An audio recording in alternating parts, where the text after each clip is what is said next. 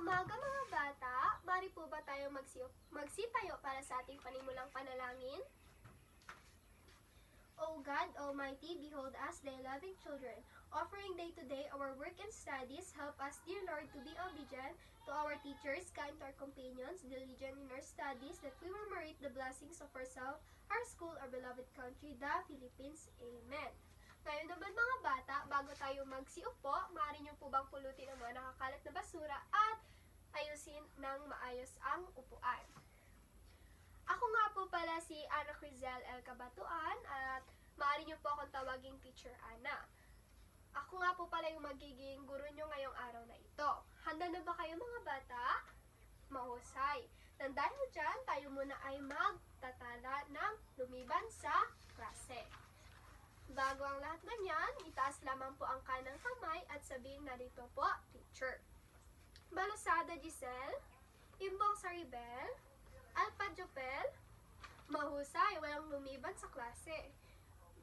Ngayon naman, ating magbigay nga po ng dapat nating gawin kapag tayo ay nasa klase. Tama, dapat wag tayong mag-ingay. Ano pa nga ba? Tama, itaas ang kanang kamay kapag tayo ay sasagot o may itatanong. Ano pa nga ba? Tama, dapat respetuhin ang isa't isa. Dahil ang huhusay nyo ngayon, pwede nyo bang sabihin sa akin kung ano yung tinalakay natin kahapon? Tama, isa ito, mga tungkulin ng mamayang Pilipino. Paano nga ba natin ang tungkulin natin bilang isang Pilipino?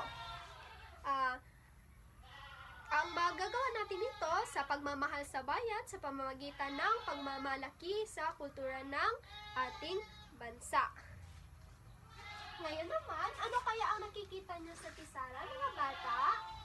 Tama, isa ito. Ito ay tinatawag na insentibong chart. Tama kayo, may nakikita kayong dalawang mga bata. Ang mga bata na ito, mga bata, ay kailangan nilang, may karapatan silang magkaroon ng damit, pagkain, at maglaro. Ngayon naman, bibigyan ko sila ng damit,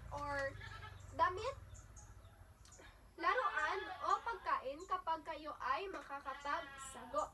Tama kayo, may nakikita ditong pangkat 1 at pangkat 2. Nang dahil dyan, ipapangkat ko yung klase sa 2 pangkat. Ito ang pangkat 1 at ito naman ang pangkat 2. Ngayon naman, may ginawa po akong aktibidad. Handa na ba kayo mga bata? Mahusay.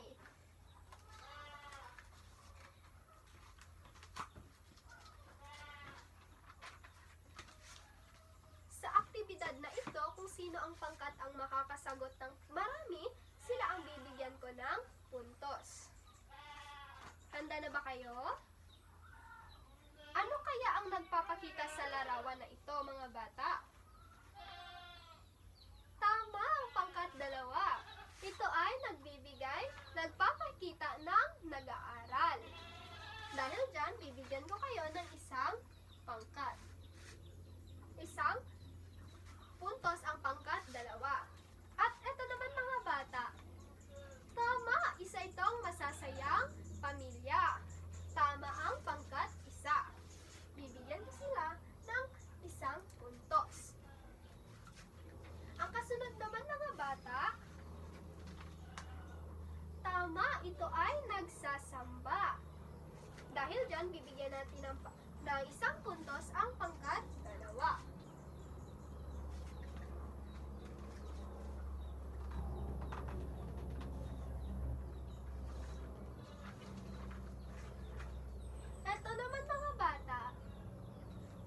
Ito ay nagpapakita ng bumoboto. Kayo ba mga bata ay may karapatan ng bumoto? Tama, wala pa kayong karapatan ng bumoto hanggat hindi kayo magiging 18 years old. So, ngayon naman mga bata ay nagdahil dyan, may hinanda na naman akong pangalawang aktibidad. Handa na ba kayo? Ngayon naman, ang inyong gagawin lamang ay mag-thumbs up kung ang sitwasyon na binabasa ni teacher ay may karapatan, at kapag walang karapatan naman or labag sa karapatan ay maaari kayong mag-thumbs up. Ito ay isang senaryo. Naintindihan po ba? Mahusay. Ngayon naman, magbabasa na si teacher. Makinig ng mabuti, okay? Mahusay. Isang batang pumasok sa paaralan. Tama, isa itong may karapatan. Tama ang pangkat, isa. Isang taong hindi pinapayagang magsalita sa harap ng madlang. Tama po ba yun, mga bata? Tama, ito ay labag sa karapatan. Nang dahil dyan, bibigyan natin ng isang puntos ang pangkat, 2. Isang pamilyang pinaalis sa bahay ng walang abiso. Sa tingin niyo mga bata, tama yung ginawa na yon? Mali. Mali ang ginawa na yon dahil dapat mayroon tayong karapatan na hindi paalisin sa bahay natin hanggat walang abiso tayo. Dahil dyan, magbibigay tayo ng isang puntos sa pangkat, 2. Ngayon naman, isang bata na pinagbabawalang maglaro sa park dahil sa kanyang kulay at bala. Tama po ba yun, mga bata? Kayo ba ay may nangyari na ba sa inyong ganon? Kung ganon man, kung may nangyari na sa inyo, isa po itong labag sa karapatan bilang isang tao. Dahil dyan, bibigyan natin ng isang puntos ang pangkat, 1. Ngayon naman, ang isang mamayan na malayang nakapagboto. Tama! Ang pangkat, 2. Lahat ng mamayang Pilipino may karapatang bumoto hanggat ito ay may edad na 18 pa taas. Ang huhusay naman ng mga bata. Ngayon naman ay dadako tayo sa ating paggaganya. Ngayon naman ay ating tatalakayin ang mga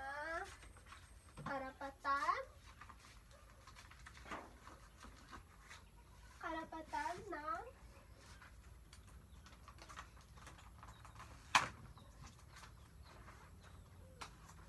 mamayang Pilipino. Ating tatalakayin ngayon ang karapatan ng mamayang Pilipino. Handa na ba kayo, mga bata?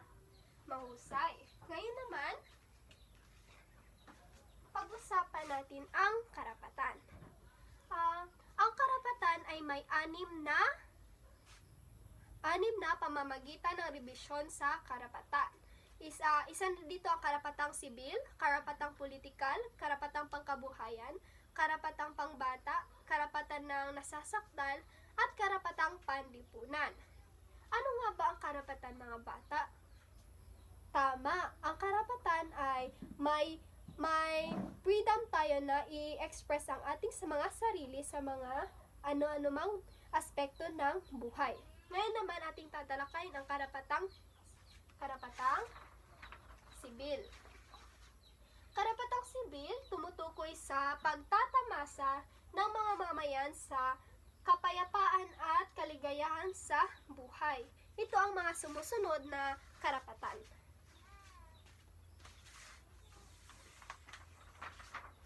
May karapatang mabuhay tayo, mga bata, at may karapatang magsalita. Karapatang hindi mabilanggo sa utang, at may karapatan din tayong nagkakaroon ng tirahan at ari-arian. At isa na rin dito ang karapatan sa hindi makatuwirang pagdakip at karapatan sa mabilis na paglilitis. Ang mga karapatan na ito, mga bata, ginawa upang tayo ay maging payapa at maging masaya sa buhay. Ang pangalawang pangkat naman, mga bata, ay tinutukoy ang karapatang politikal. Ang karapatang politikal daw ay ukol sa kaugnayan ng mamayan sa pamahalaan at sa mga gawain nitong politikal tulad na lamang ng karapatang mabuhay, karapatang magsalita, karapatang hindi mabilanggo sa... karapatang bumoto tuwing halalan, karapatang magpetisyon, kalayaang magsalita at magtipon, karapatang bumuo ng samahan na hindi labag sa batas, karapatang gumanap tungkuling pampubliko. Itong mga karapatan na ito mga bata ay naaayon sa karapatan ng politikal. Ito ay nakakatulong sa atin upang magkaroon din naman tayo ng human rights. Ang kasunod na karapatan nating tatalakayin ay karapatang panlipunan. Ano nga ba ang karapatang panlipunan? Ang karapatang panlipunan, isa itong karapatan sa panangangalaga sa kapakanan ng mamayang Pilipino sa isang lipunan na kanyang kinabibilangan. Ito ay mahalaga sa atin bilang isang Pilipino dahil may karapatan din tayong pumili ng relihiyon natin mga bata. At may karapatang maglakbay, karapatan sa lihim ng komunikasyon at korespondensasyon. Ngayon naman ay dadako tayo sa karapatan ng pangkabuhayan. Dapat naman talaga tayong magkaroon ng karapatan sa pangkabuhayan upang malaman talaga natin kung anong gusto natin sa buhay. Ang karapatang pangkabuhayan daw ay yan ang makakatulong sa pangangalaga sa kapakanan ng kabuhayan ng mga mamayan. Ito naman ang sumusunod ng karapatan. Karapatan sa edukasyon. Tayo ay may karapatan sa edukasyon mga bata. Lalo dapat bilang isang mga bata dahil tayo ay isa din to sa pangailangan natin bilang isang tao. Karapatang pumili ng propesyon. Siyempre tayo mga bata, may karapatan tayong pumili ng profession natin na gusto nating makamit sa buhay or gusto nating maging trabaho sa buhay. Karapatan sa pagmamay-ari. Dapat lang may karapatan tayo sa pagmamay-ari natin dahil ito ay sa atin at hindi sa kanila. Kaya naman ay karapatang makinabang sa likas na yaman. Dapat tayo ay may karapatan ng makinabang sa likas na yaman lalo't pat sa atin ito at walang nagmamay-ari nito ay kundi tayo lamang. Tulad na lamang ng Philippine West Sea. Karapatang maging ligtas sa maruming kapaligiran at paggawaan. Dapat tayo ay maging ligtas mga bata sa ating mga kapaligiran dahil ito ay nakakadulot ng sakit kapag hindi tayo maging ligtas. Naiintindihan po ba? Mahusay. Ngayon naman ay dadako tayo sa karapatan kapag nasasakdal.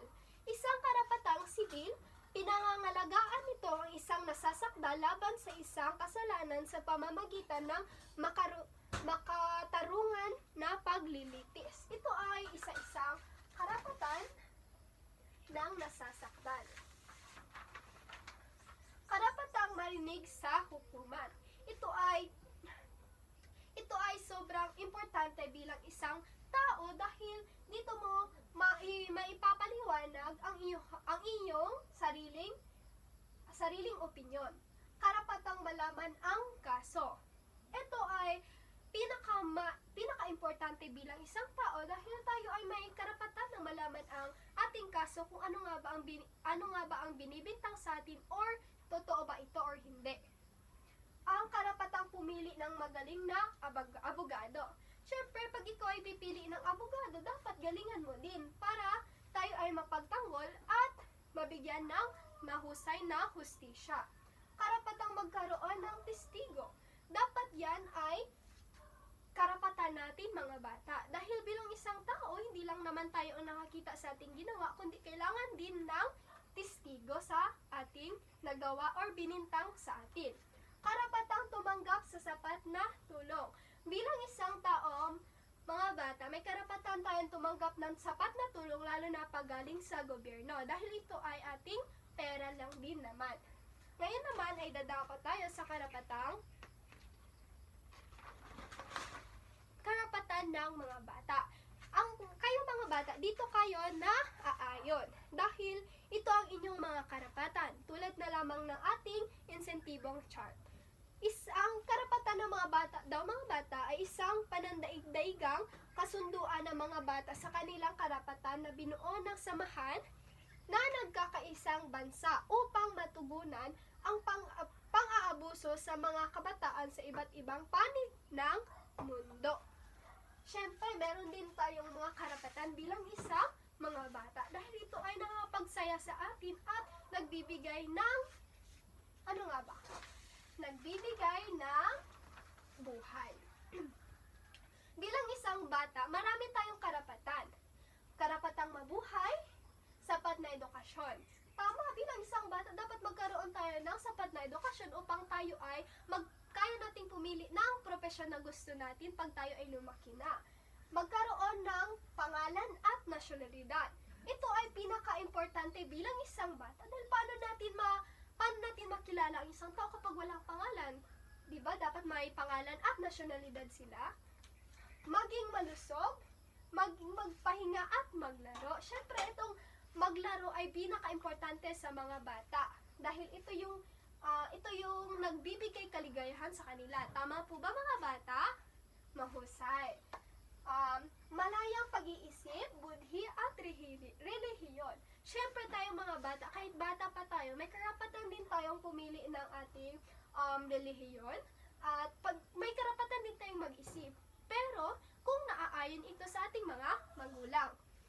Sapat na pagkain, damit at tirahan. Bilang isang bata, mga bata ay may karapatan tayong bigyan ng pagkain, damit at tirahan ng ating mga magulang dahil yun ang kanilang obligasyon. So, maprotektahan laban sa mga diskriminasyon. Dito na po papasok mga bata yung pangbubuli. Dapat natin bigyan ng hustisya ang isang bata kapag tayo ay binubuli or kapag siya ay binubuli dahil may karapatan tayo bilang isang tao na gawin iyon. Ampunin kung ito ang nakakabuti. Siyempre tayo ay may karapatan na ampunin or magpaampun tayo kapag ito ay nakakabuti. Naintindihan po ba mga bata? Mahusay. Dahil dyan nagtatapos ang ating tatalakayin. Ngayon naman po ay dadako tayo sa ating paghahambing.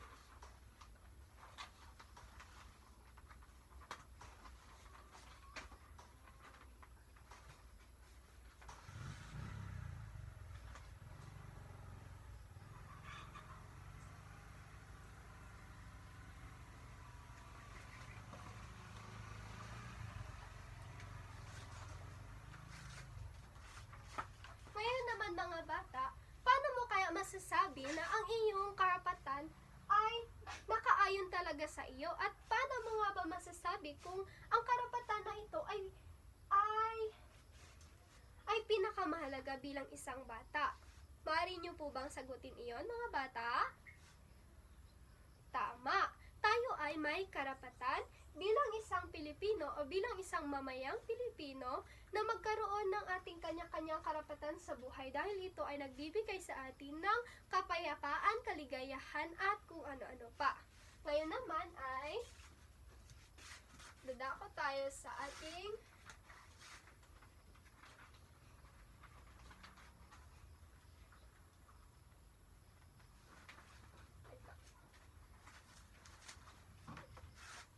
naman ay may itatanong si teacher. Ano nga ba ang naintindihan niyo sa karapatang sibil mga bata? Tama, ito ay nagtutukoy sa mga karapatan ng kanya-kanya na dapat nating maitaguyod ang ating mga hustisya bilang isang Pilipino. At ano nga ba ang karapatang pangbata mga bata? Tama. Ang karapatang pangbata mga bata ay isang karapatan ng mga bata upang magkaroon tayo ng magandang kinabuhayan, may pag-asa tayo sa edukasyon at magkaroon tayo ng pangalan at nasyonalidad sa kung anumang aspekto ng ating buhay. Pwede din tayong pumili ng relihiyon at may sarili po tayong pag-iisip na dito at dapat tayo magkaroon ng sapat na pagkain, damit at tirahan dahil bilang isang bata ito ay ating karapatan. Ngayon naman, maaari nyo bang sabihin sa akin kung bakit Mahalaga ang karapatan ng isang tao. Mahusay.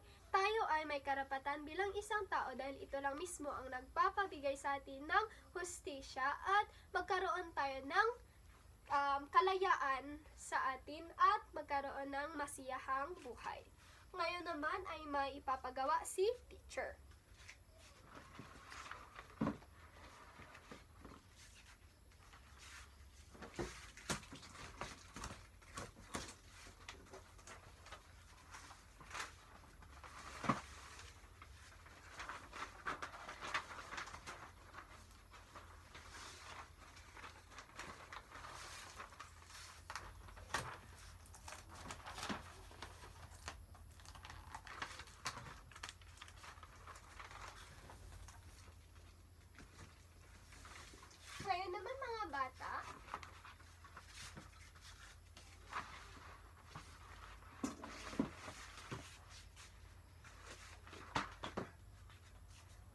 Ngayon naman mga bata, maaari po ba kayong kunin nyo ang inyong mga kwaderno at gumuhit ng isang larawan na nagpapakita ng karapatan ng mga bata. Andito po yung ating criteria. Tapos na ba kayo mga bata? Mahusay. Tayo naman ay dadako sa ating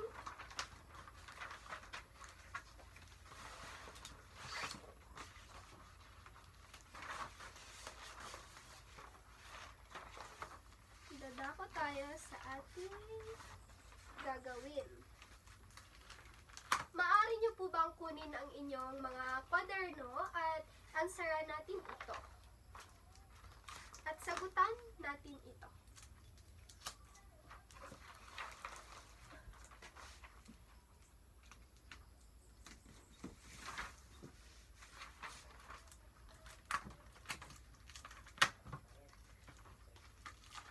Ito po mga bata.